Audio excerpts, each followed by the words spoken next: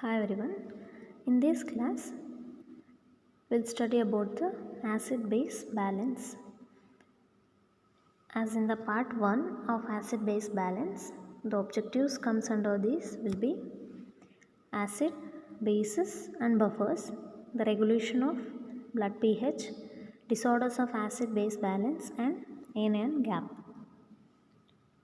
So that will come to the introduction as what are acids and base. So usually we'll call acid is defined as a substance that releases protons or hydrogen ions, and the basis is a substance that accepts the proton or hydrogen ions. So acid, it releases proton, means it's a donor also, and the basis which accepts the proton will be the acceptor. So as an example for a acid, we can see HCl. It releases H plus ion and Cl minus. And for the base, NH3 plus H plus. So this NH3 accepts the H plus and releases as ammonia. So this is the example for base. So if we come to strong acids, it's defined as rapidly dissociates usually completely and releases H plus in solution. The example we can see HCl and H2SO4. So HCl, as it releases H plus with the Cl minus, and H2SO4 as H plus and SO4 minus. So it completely dissociates. In a solution of HCl, almost all the molecules dissociate and exist as H plus and Cl minus ions. So the concentration of H plus will be very high. So the HCl is a strong acid. And if we come to weak acids, it's the dissociation will be incomplete, where the example will be carbonic acid and acetic acid. So in carbonic acid, it releases H plus with it accepts the H plus ion for the bicarbonate. So it's a irreversible process. And also in acetic acid, it accepts the H plus to form a acetic acid. So where the dissociation of ions will be incomplete. So a weak acid in solution will ionize only partially. The number of acid molecules existing in the ionized state will be much less. The concentration of H plus is less and the reaction can occur in the both the direction. So it's a reversible. We'll come to dissociation of a constant, where we can see HA. It's a reversible process which releases H plus ions and A minus ions. So we can see the reaction is reversible, and at equilibrium the ratio between the dissociated and undissociated particle is a constant. So the dissociation constant will be call it as Ka of an acid is given by the formula as the dissociation constant will be equal to H plus ions and A minus divided by HA ions. So the H plus is the concentration of hydrogen ions and the A minus is the concentration of ions or conjugate base. The HA is the concentration of undissociated molecule. So if we come to the acidity of a solution by the dissociation of a constant, will by this equation will get H plus ions equal to dissociation constant multiplied by the acid by base. So since H plus concentrations are very low, instead of using very small numbers, we just use the negative power of 10 on the molarity of H plus or OH minus ion. So this acidity will be indicated by the pH scale. So the pH is equal to minus logarithm of H plus, and the pH is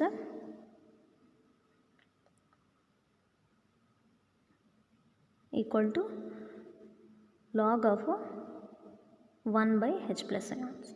So thus the pH value is inversely proportional to the acidity.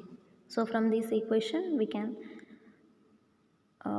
come to know that the pH of ions or solution will be equal to the inversely proportional to the acidity of a solution. So lower the pH is higher the acidity. So higher the pH, the lower the acidity. At a pH of 1, the hydrogen ion concentration is 10 times that of the solution of a pH 2 and 100 times that of the solution of pH 3. So on it goes by the pH level. So from the strongest acid will be from pH 0 to pH 7 and the alkaline base will be pH 7 to pH 14. So highest of alkaline will be from 7 to 14. So at pH 7 will be the neutral state.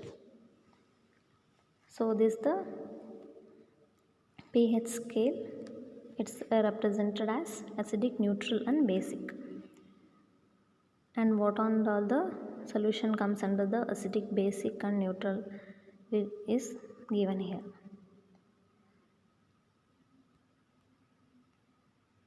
So the relationship between the pH, pKa and concentration of an acid and conjugated base is represented by the Henderson-Hasselbalch equation.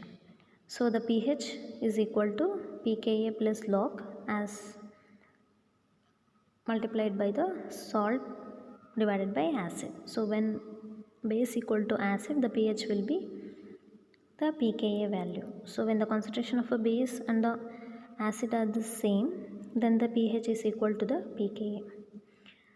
So when the acid is half ionized, the pH and pKa have the same values. So we'll come to the buffer. So what is buffer?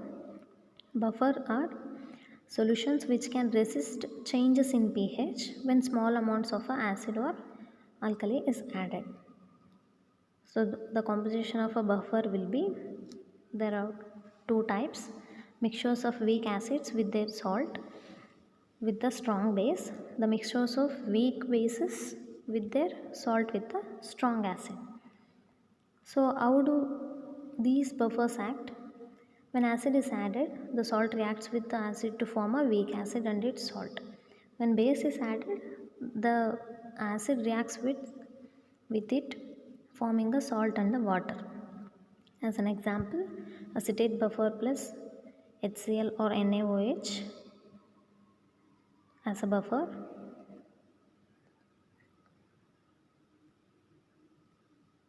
So these are the examples given as a buffer, and thus changes the pH are minimized. So example for as buffer in our body, the bicarbonate buffer, acetate buffer and the phosphate buffer. So sodium bicarbonate and carbonic acid under the bicarbonate buffer, and the acetate buffer includes sodium acetate and acetic acid, and the phosphate buffer disodium hydrophosphate or sodium dihydrogen phosphate. So the buffer system, it's a first line of defense in our body, as bicarbonate, phosphate and protein buffer comes under the first line defense. That's the buffer systems are present both in the intracellular fluid and extracellular fluid. So first we'll see the bicarbonate buffer system, as it includes the bicarbonate level and the carbonic acid level. So most important buffer in the ECF will be bicarbonate buffer. So the bicarbonate is present as sodium bicarbonate in the ECF and the potassium bicarbonate in the intracellular fluid. So this reaction shows that when carbon dioxide plus water reacts, it forms a carbonic acid, and later it releases H++ with the bicarbonate ions. And the carbonic acid is formed here when carbon dioxide reacts with the water, the reaction catalyzed by the carbonic anhydrase. So the carbonic acid dissociates spontaneously to form a proton and a bicarbonate ion. The pKa of carbonic acid will be 6.1. So as it continued, mechanism of action of bicarbonate buffer system will be when strong acids are added as H plus to the bicarbonate, it forms a carbonic acid. So carbonic acid is a weak acid. In turn, it forms carbon dioxide and water. So the net result of the excess carbon dioxide stimulates the respiration and is eliminated from the body. So the plasma concentration is a measure of the base that remains after all acids stronger than carbonic acid have been neutralized. So reverse of alkali available for the neutralization of strong acids. If it was too low to give a ratio of 1, all the bicarbonate would have been exhausted within a short time. So the buffering would not have been that much effective. So next is a phosphate buffer, where it's with the hydrogen phosphate and dihydrogen phosphate. So most important intracellular buffer and the renal tubular buffer will be phosphate buffer system, and the pKa of phosphate buffer system will be 6.8, which is close to the physiological pH. The ratio is 4:1 at a physiological pH, and it's important in renal tubules. The tubular fluid has a low pH than the plasma, and the phosphate usually concentrate in the tubules. So third one will be protein buffer system, as it's in extracellular fluid. Here the protein albumin as a main act as a protein buffer system, and because of it has a amino group and the carboxylic group, and the side chain also it includes imidazole group of a histidine, where the buffering capacity depends on the pKa value of ionizable side chains. So imidazole group of a has a pKa value of 6.7. Thus this albumin acts in the protein buffer system. The role of hemoglobin as a buffer will be isohydric transport, means a volatile acid or carbon dioxide or carbonic acid is transported in blood with no change in the pH. As hemoglobin binds with the H plus released to form a deoxyhemoglobin, here the hemoglobin forms carbamino hemoglobin. Each hemoglobin has 38 histidine residues, where histidine residues helps in the transportation, and the hemoglobin is the dominant buffering agent of a blood at physiological pH due to its high concentration of Hb, that is hemoglobin, and approximate pKa of the histidine side chain. So this includes the buffer system of a first line of defense, as buffers respond immediately to the addition of a acid or base and cannot eliminate acid from the body completely, and also cannot replace the alkali reserve of the body. So it has to taken by the respiratory or and the renal mechanism here, as the respiratory regulation includes when the lungs excrete or retain carbon dioxide depending on the blood pH. So when the blood pH is low, the respiratory sensor is stimulated and it undergoes hyperventilation. Their lungs rapidly excrete the carbon dioxide. So we can come to know when blood pH is low means the carbon dioxide concentration will be more in the lungs. So it leads to the hyperventilation and the lungs excrete carbon dioxide rapidly and decreases the PCO2. So their pH increases towards the normal. So when the pH is high, the respiratory center is inhibited.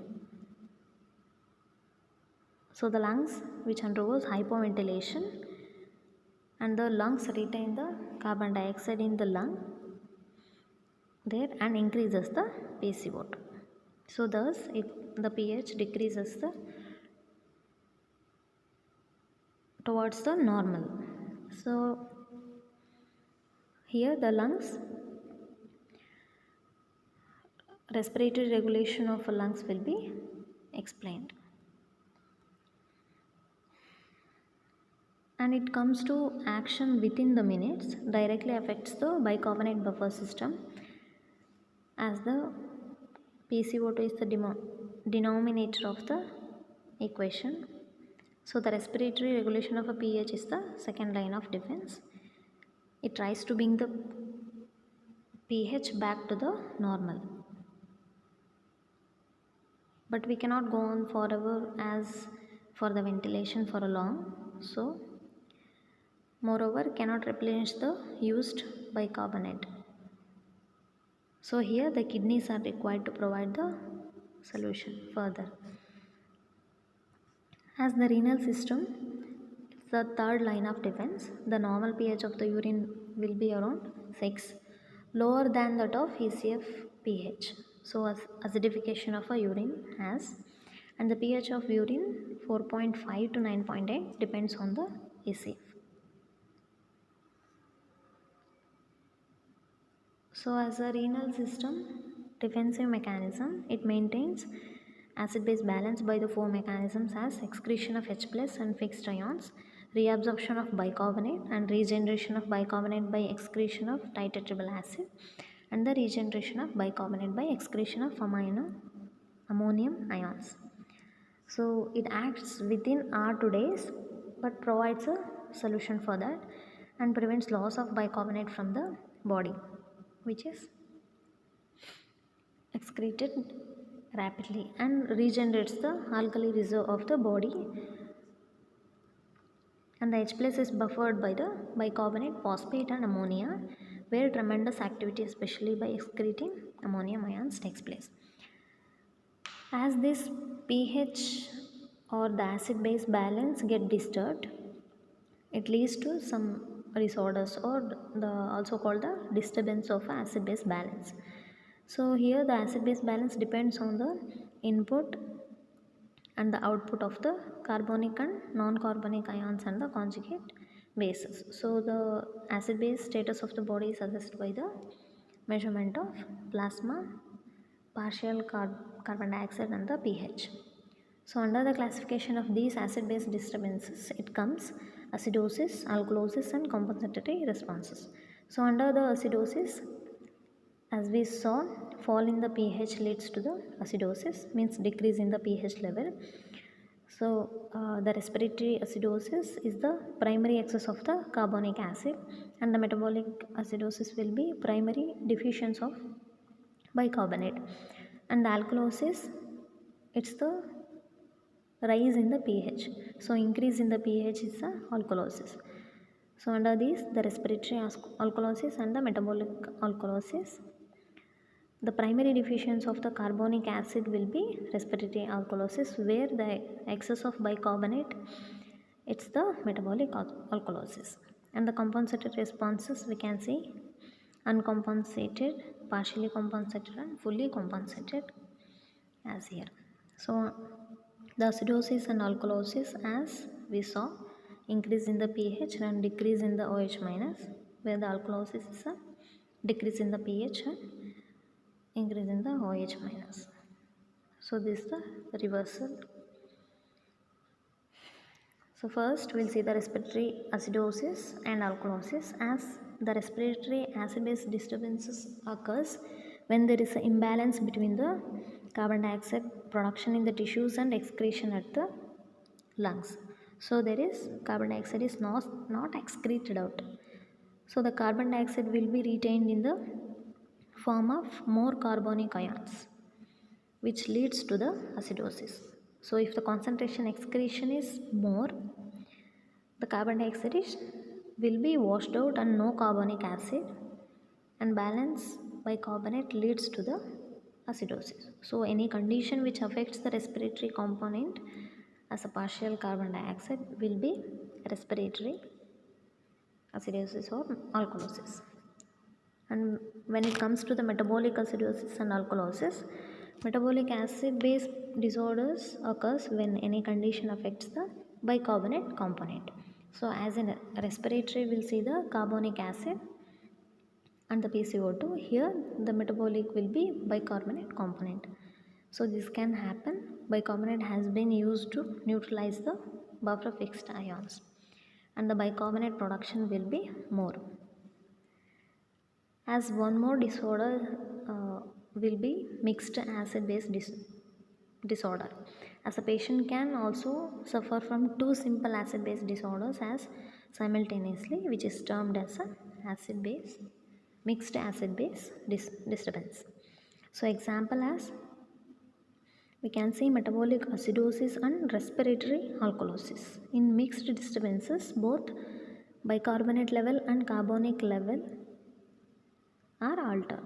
So the adaptive response always involves a change in the contracting variables, as primary change in bicarbonate involving alterations in PCO2.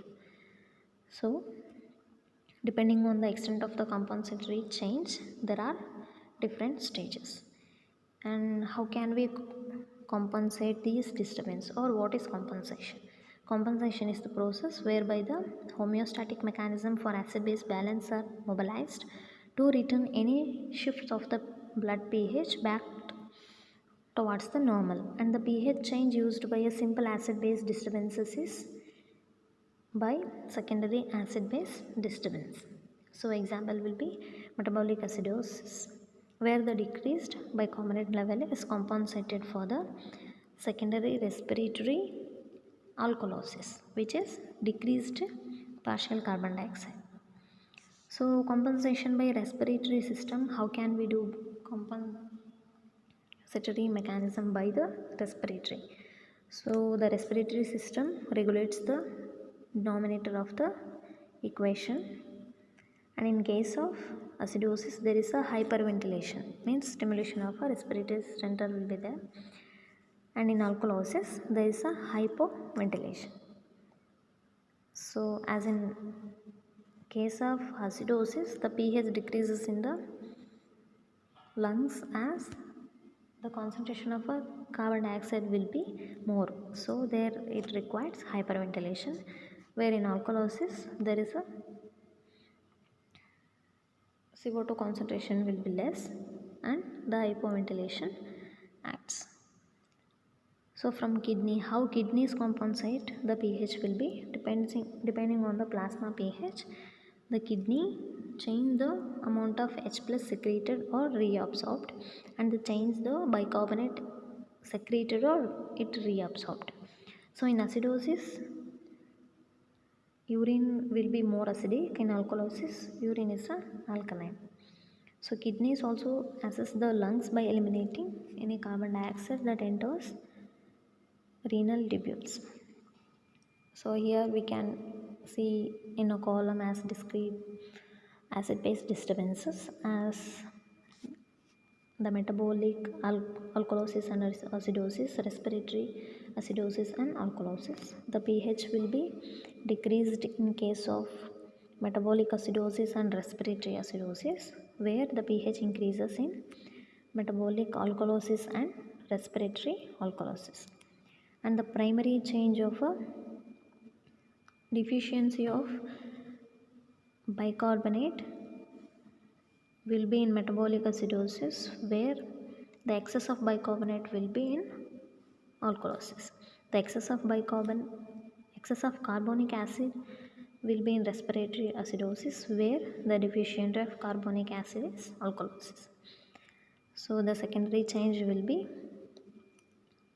decrease in partially carbon dioxide in metabolic acidosis and increase in partially carbon dioxide in alkalosis. where increase in bicarbonate level is respiratory acidosis and decreased in bicarbonate will be in respiratory alkalosis. So next we'll come to the anion gap.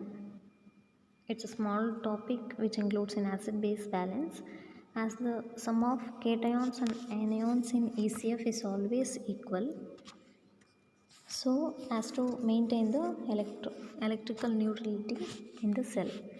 So the sodium and potassium together accounts for the 95% of the cations, whereas the chloride and bicarbonate accounts for the only 86% of the anions. Only these electrolytes are commonly measured for the anion gap.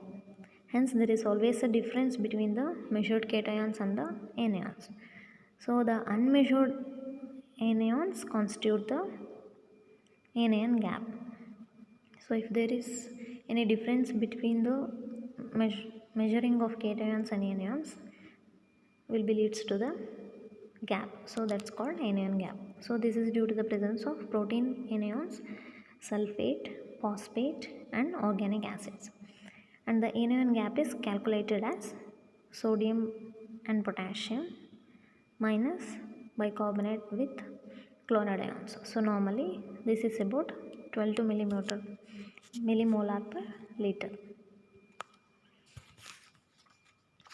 So the first part of the acid base balance includes all this topic as introduction, acid, bases, buffers, and regulation of blood pH, and the types of acid base disturbances in it, and how the body compensate for the disturbance of a acid base, and also the anion gap. So further of an acid base balance we'll see in the next class. Thank you.